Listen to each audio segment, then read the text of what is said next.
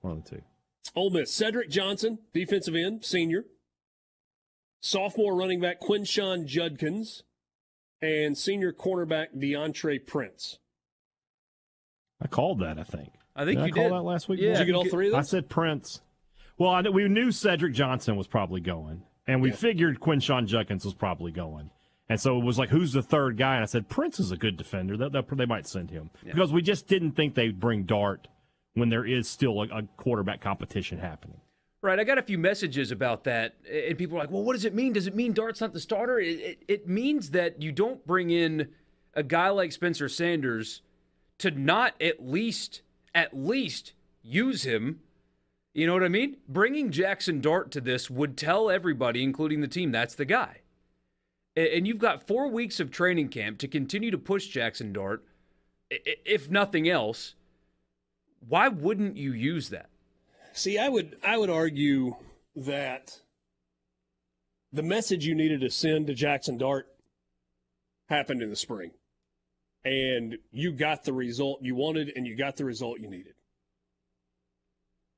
And, I mean, the competition doesn't necessarily – I guess I don't think Jackson Dart's going to say anything at media days, even if he's not named the starter necessarily, that's going to get himself or the team in trouble. He's a smart enough, but maybe you just don't put him in that position. Yeah, I guess. And if he's going to take the podium and talk about competition, whether or not you think it actually is one doesn't matter. He's going to spend training camp telling you that there is one. Sure. And bringing one of the quarterbacks and standing on the podium and saying, "No favorite, it's a true competition, 50-50." Well, then why is Jackson here? Why is he here? Yeah. So you eliminate that of kind of thing happening regardless of where they actually stand against each other. On the other side of that, really glad to see Judkins coming. He is a star, one of the best players in the league. I was worried that him being a sophomore, they might not want to include him, so kudos to Kiffin for bringing his absolute best player. When you have a guy that is a legitimate postseason award candidate, I'm not specifically saying the Heisman. You have to do everything you can to promote him along the way. Yes. And use the H word. Talk about Heisman. Use it. Promote it. Why not? They should be doing that now. All right, we'll pick the list up with Mississippi. Going through and looking at the list of players that will be at SEC Media Days, Mississippi State. Defensive tackle, senior, Jaden Crumedy. Senior running back, Jaquavius Woody Marks, and senior quarterback Will Rogers. I would have revolted if Rogers was not included. I would have had a legitimate scene. He was not there last year, was he? Was not. I thought that was a huge miss. We thought it was ridiculous. We did. Especially, so going back to what you just said, not that Rogers was a Heisman candidate last year, but State wanted to promote him for the Davy O'Brien and things like that. Bring him to media days. Yeah. So glad to see him there this year. Marks is interesting. That's a guy that doesn't do a lot of media. I don't know that I've ever spoken to him. Really? I don't know that he's ever done a post game. I don't know that. So was Jaden Crumedy there last year also? He was. Crumedy, he's taken the Austin Williams role of coming back twice.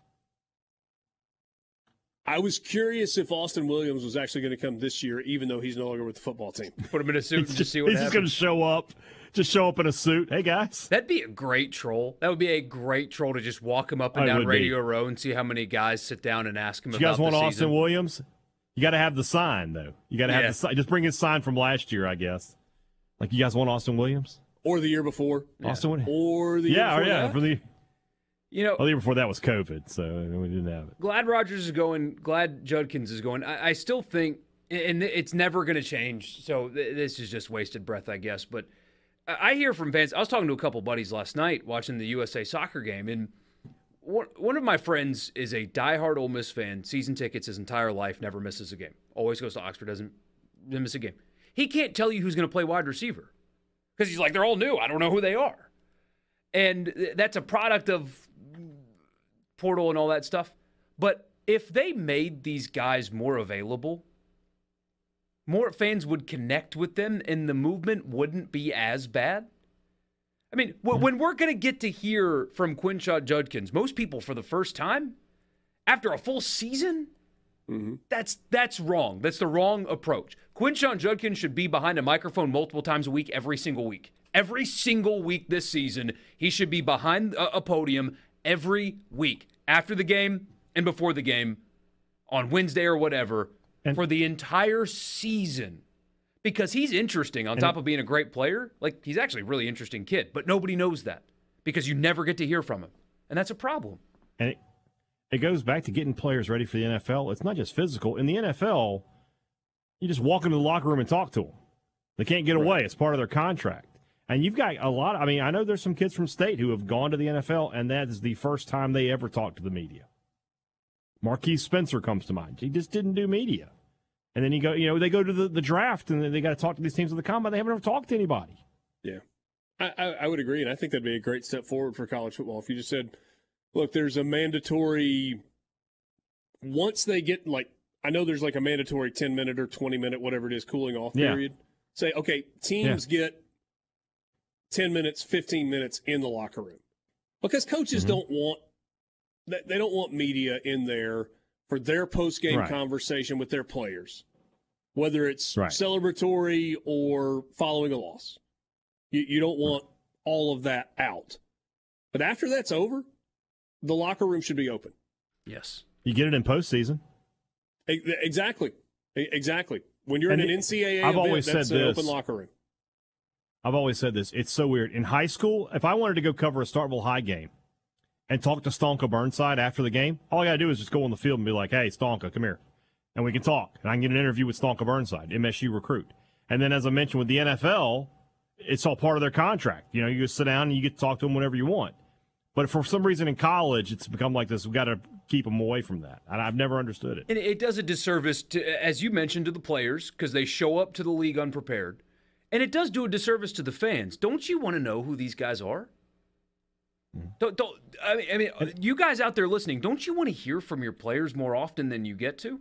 I mean, I would love to sit here and play audio every week of all the player interviews, and it's like two guys. And some places, it's the same guys every time.